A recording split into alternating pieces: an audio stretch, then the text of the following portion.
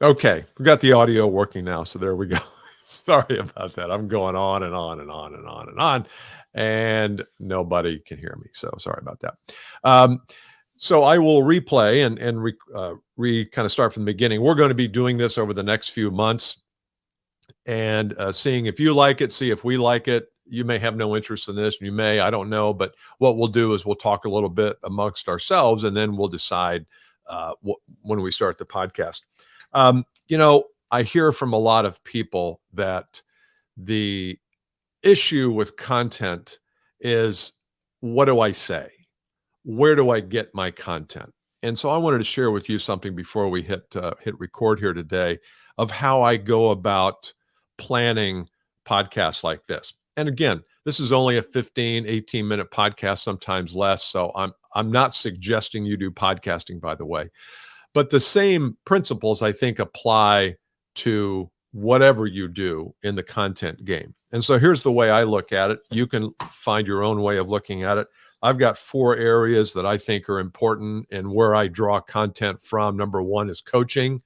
So anytime I coach someone and they bring me a problem, you may find it on here.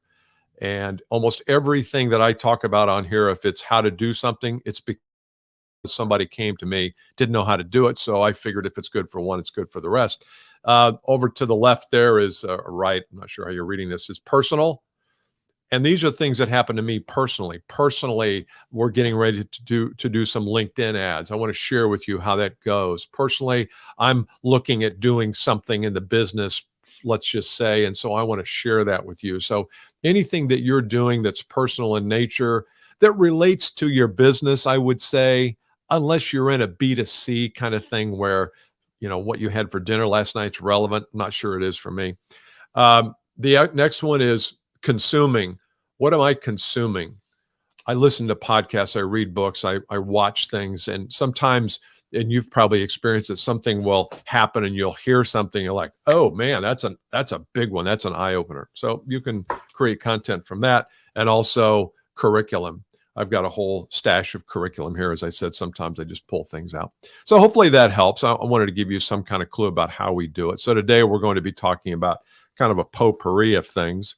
One is some recession tips, and I'll just keep you in the dark about the others. So let's go. It's time to go.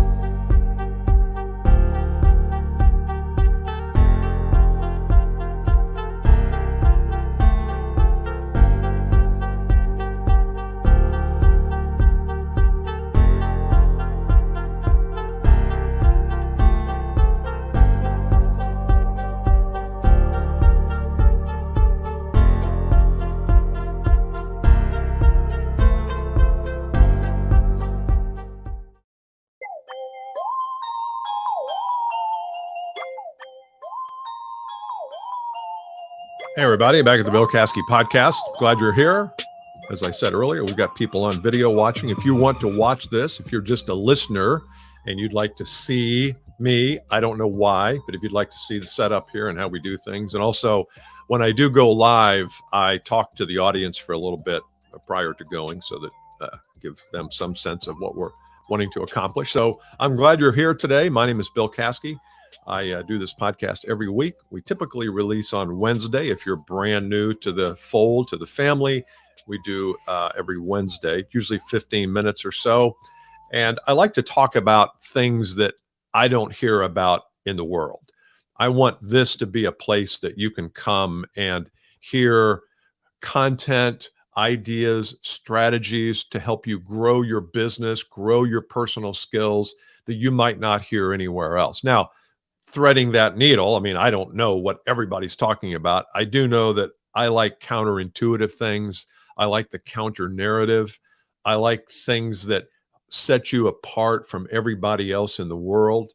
And so that's what I aim to do on this. If you'd like to get a hold of me and talk about how I can help you train your team or yourself, you can go to billcaskey.com. Be happy to jump on a call with you. I've got a couple calls this week, actually, from listeners. So that happens almost every week. The topic today I want to talk about a little bit is I want to give you 3 or 4 things that you can do to kind of recession-proof your business. And I know that is kind of thrown around a lot. What the hell does that mean? Recession proof. But I want to give you some ideas on how you can avoid this thing. And I know it's coming. It's like a freight train. It's coming at us. What is it that's coming at us? Is it a slowdown? Is it a recession? Is it a depression? I don't want to get too hung up in the nomenclature around it, but we do know that there are going to be layoffs. We know that there is inflation. We know that there's going to be a slowdown. So you'll have to listen to the economist of your choice and decide who you want to believe. Some people say, nothing, just a blip. Some people are like, oh my God, this is. So once again, as with anything, whether it's COVID or politics, there are extremes. I would say if you shoot down the middle, you're good. But I do think there are things you and I can be doing, and these are things that I'm doing. So I just want to share these with you to kind of get ready, prepare yourself, not be scared, be prepared. How about that? All right. Number one is kind of a back to the basics. I think sometimes when things are flush and money is everywhere and the economy is good, your customers are buying, everybody's open, I think we can get a little sloppy. I know I can.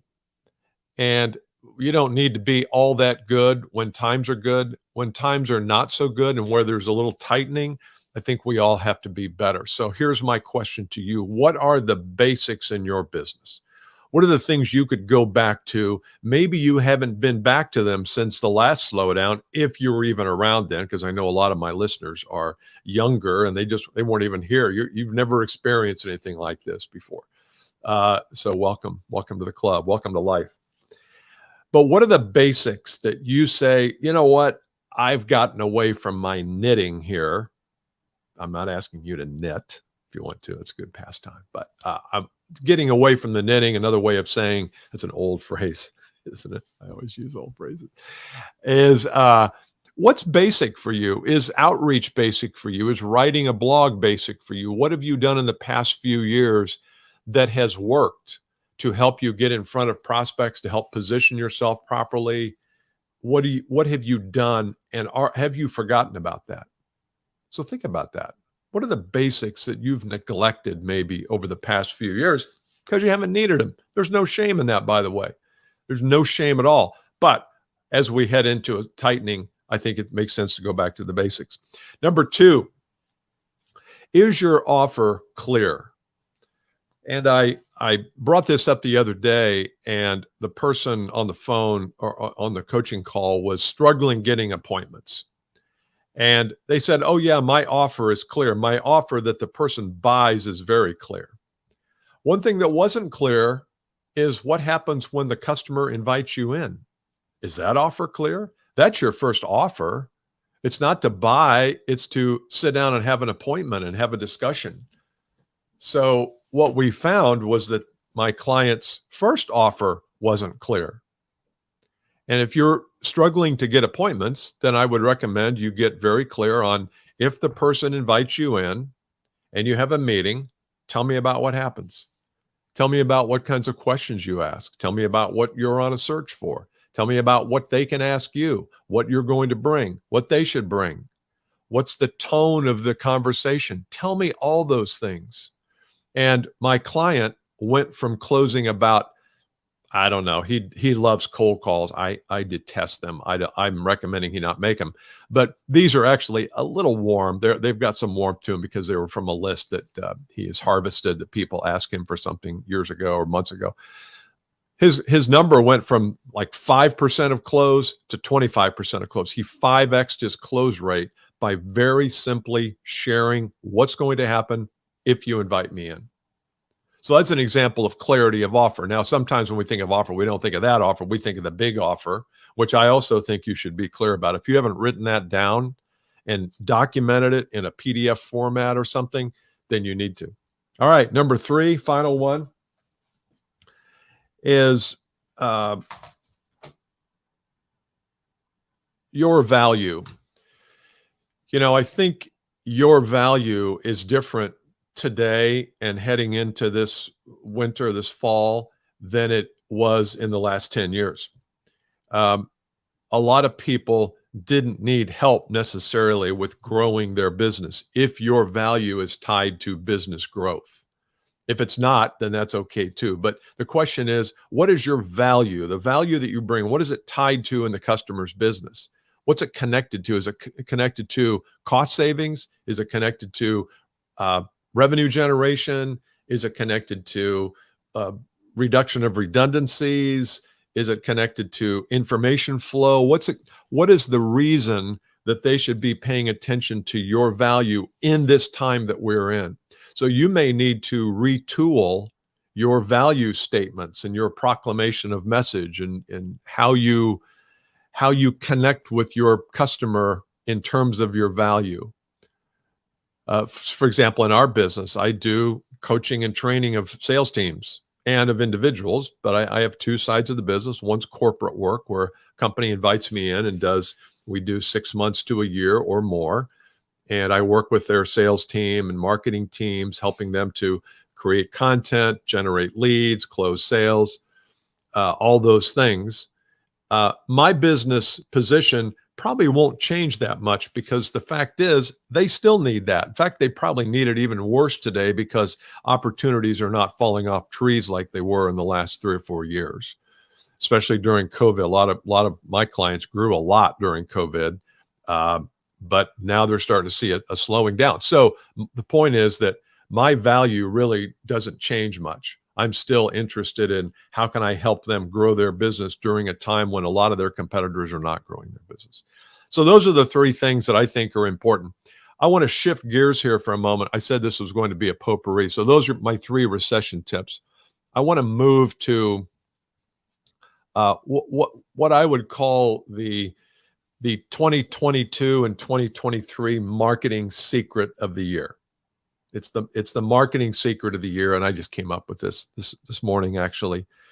But I do think it's been happening for a while, and that is this. You've got to bring value before, during, and after the sale. It used to be that the only time you needed to bring value was when they bought. So the customer, the client hands you a check and boom, you drop into action and everything's moving and you're bringing value. I think that's a thing of the past. I'm not saying bringing value after they buy is a thing of the past. I'm saying that I think you need to be bringing value prior to the sales process, during the sales process, and after the sales process. So we'll call this BDA, before, during, and after. So how could you bring value before the sales process? Well, things like this. I'm bringing value to you today, and my hope or my thinking is that a certain percentage of you will like what you're getting, tune in next week, tune in the next week. And so you and I will develop a digital relationship here. And if I bring you enough value, at some point, you will need to talk to me or want to talk to me about your team or yourself. You might want to sign up for a webinar that we do. Anyway, there's some kind of call to action or offer that I'm going to make. And you're going to say, you know what? I like what Bill's talked about. I would like to hear more. I think I'd like to pursue a relationship more than just digital with him.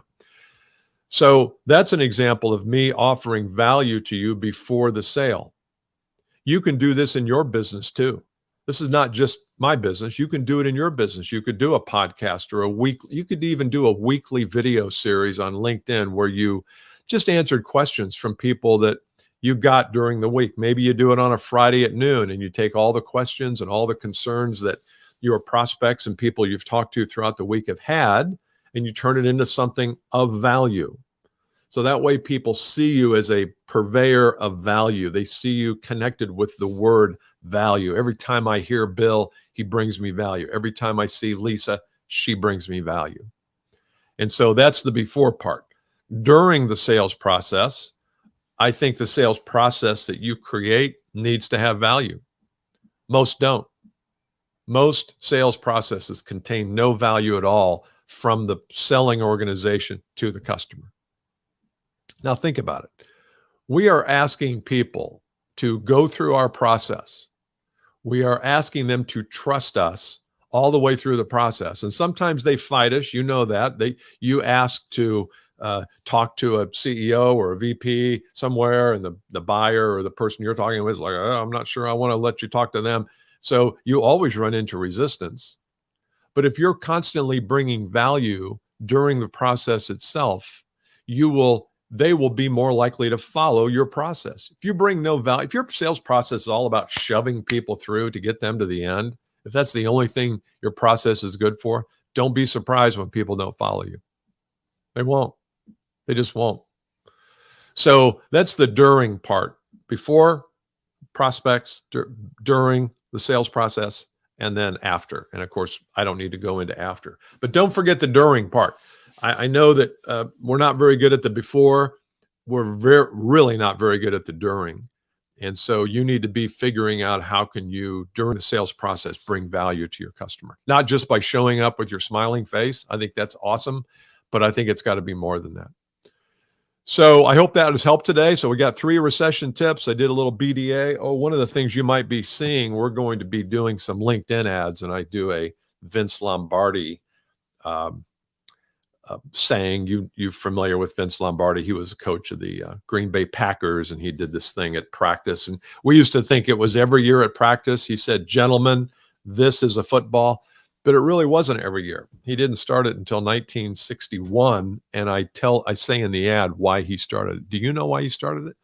Leave it here on YouTube or on Facebook, wherever you see this. I'd like to know how many people know that. I thought I was the only one. Probably not.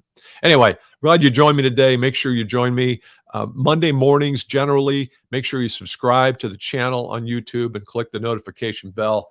And you know the drill. But that way you will be notified when we do go live. I'll see you next time.